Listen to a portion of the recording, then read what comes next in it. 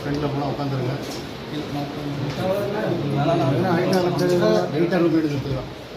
வச்சுக்கிறீங்க அந்த கேமரா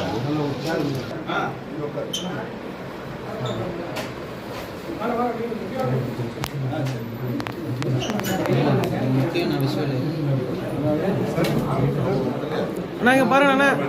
அண்ணா இதை விடுவாங்க அண்ணா அண்ணா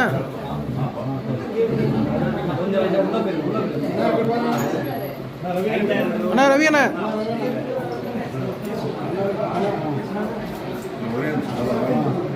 அப்படியே இருங்க அப்படியே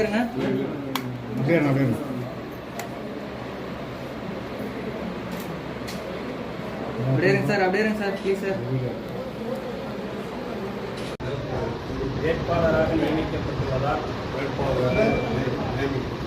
சட்ட விதிகளுக்கு இணங்க நிறுவப்பட்டுள்ள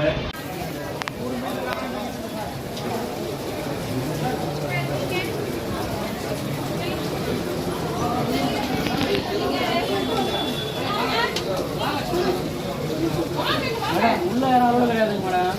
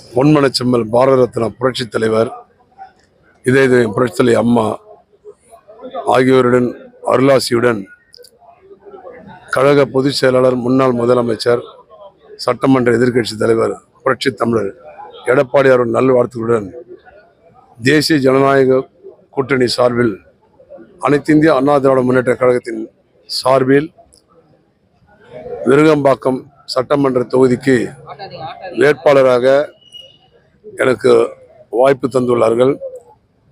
இன்றைய தினம்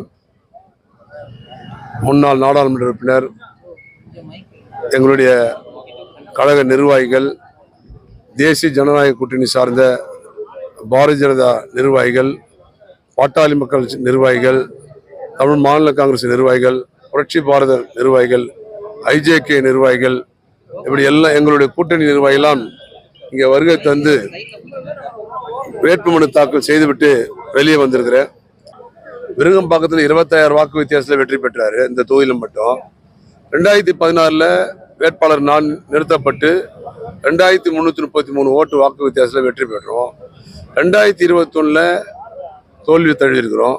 இப்போ 2026 நடைபெறுகின்ற தேர்தலில் சென்னையிலே அதிக வாக்கு வித்தியாசத்தில் வெற்றி பெறும் நம்பிக்கையோடு எங்கள் நிர்வாகிகள் பணியாற்றி வருகிறோம்.